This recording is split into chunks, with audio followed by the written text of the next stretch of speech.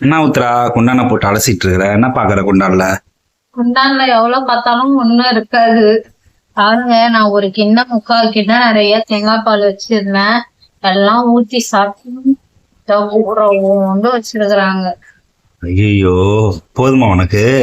பாருங்க, அதுக்கே 2 ஆப்பம் தான், நிறைய எல்லாம் கூட இல்லைங்க. அதுக்கே இது பத்தாது, என்னடா பண்றதேன்னு யோசிக்கிறேன். மிச்சமதிய சாப்பிடறதுக்கு தான் நானு. வேற நீ யாரும் எக்ஸ்ட்ரா செய்ய வேண்டியதானே? எல்லாம் தேங்காய் பால் தான் நவுத்தி சாப்பிட்டுட்டாங்க. சாப்பிட்ட வேண்டிய சந்தோஷம்தான்.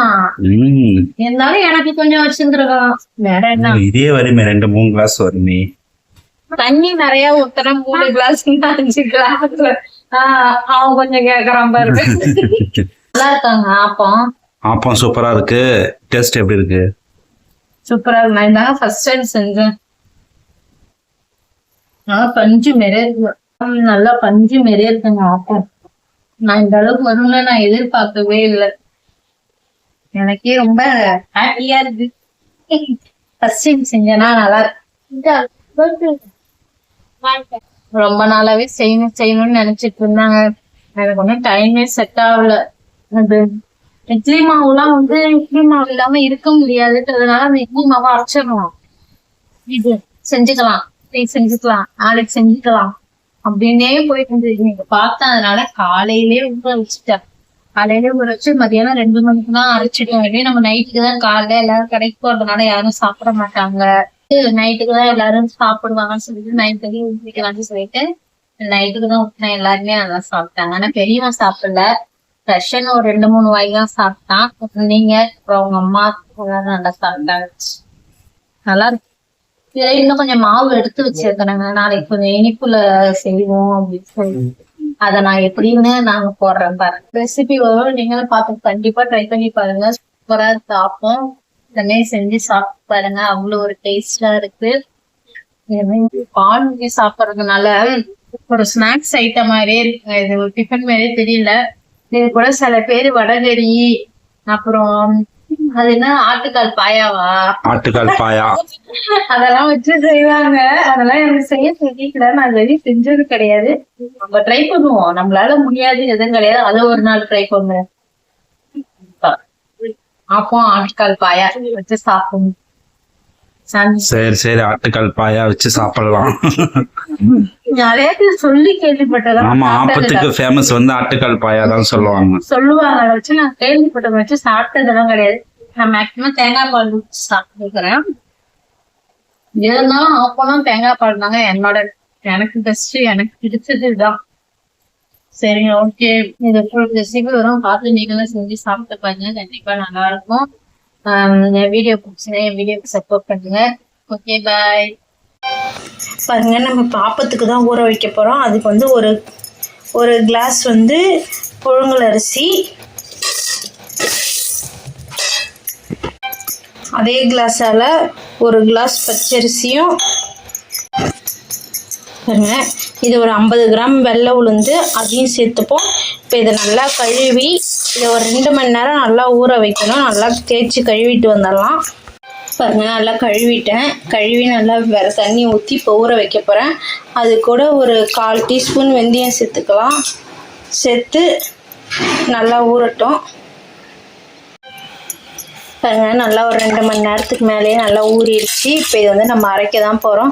இது மிக்சிலையும் அரைக்கலாம், கிரைண்டர்லேயும் அரைக்கலாம். இப்போ நான் அதை கிரைண்டரில் தான் அரைக்க போகிறேன். பாருங்க, கிரைண்டர் கழுவி எடுத்து வச்சுருக்கிறேன். இப்போ நம்ம கிரைண்டரில் அரைச்சிக்கலாம்.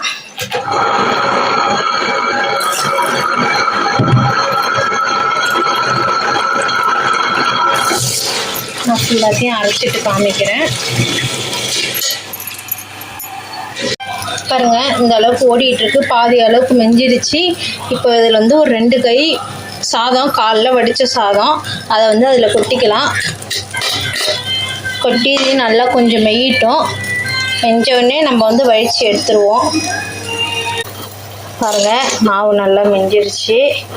நல்லா நொரெல்லாம் எதுவுமே இல்லை. இப்போ இதை நம்ம வழித்து எடுத்துக்கலாம். மாவு நான் வேறு பாத்திரத்தில் மாற்றி எடுத்துட்டேன். இப்போ இதுக்கு தேவையான அளவுக்கு உப்பு போட்டு இப்போ அதை நல்லா கிண்டி விட்டு ஒரு 7 மணி நேரங்க மாவு நல்லா புளிச்சு மேலே பூத்து வரணும், அப்போ தான் நல்லாயிருக்கும் ஆப்பம். இப்போ வந்து இது நல்லா கையால் கிண்டிட்டு மூடி போட்டு மூடி வச்சிடுவோம். இப்போ மணி 2, இப்போ நைட்டுக்கு தான் நம்ம வந்து செய்ய போகிறோம். இப்போ இது நல்லா வந்து கிண்டி விட்டு மூடி போட்டு மூடி வச்சிடலாம். பாருங்க, ஆப்பம் மாவு நல்லா புளிச்சு வந்துருச்சு. இப்போ வந்து நம்ம ஆப்பம் தான் செய்ய போகிறோம். அதுக்கு வந்து கொஞ்சமாக தேங்காய் பால் தான் எடுக்க போகிறேன். தேங்காய் பால் பாருங்கள், தேங்காய் திரி வச்சுருக்கேன். தேங்காய் பால் எடுத்துக்கலாம்.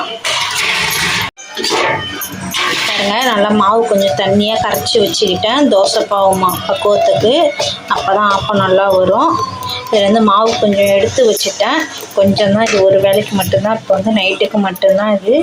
பாருங்கள், தேங்காய் பால் நல்லா தேங்காய் பால் ஏலக்காய் தட்டி போட்டு நல்லா சர்க்கரை தேவையான அளவுக்கு போட்டு வச்சுட்டேன். இப்போ வந்து நம்ம ஆப்பம் தான் சுட போகிறோம்.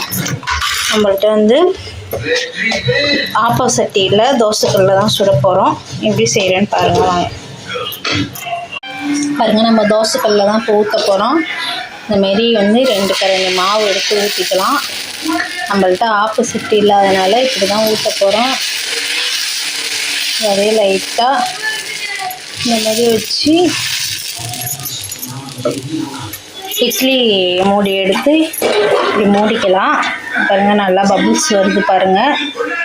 இந்தமாரி நிறையா வரணும். இதை போட்டு மூடிக்கலாம். மூடி ஒரு 5 நிமிஷம் இப்படியே இருக்கட்டும். பாருங்கள், இப்போ வந்து நம்ம திறந்து பார்க்க போகிறோம். பாருங்கள், நல்லா மேலே புஃப்னு வருது பாருங்கள். இன்னும் 2 நிமிஷம் நல்லா மாவு வேகட்டும். பாருங்கள், நல்லா வந்து மாவு வெந்து சைடில் பாருங்கள் நல்லா தூக்கிட்டு வர ஆரம்பிச்சிருச்சு. அவ்வளோதான், சூடான ஆப்பம் ரெடி.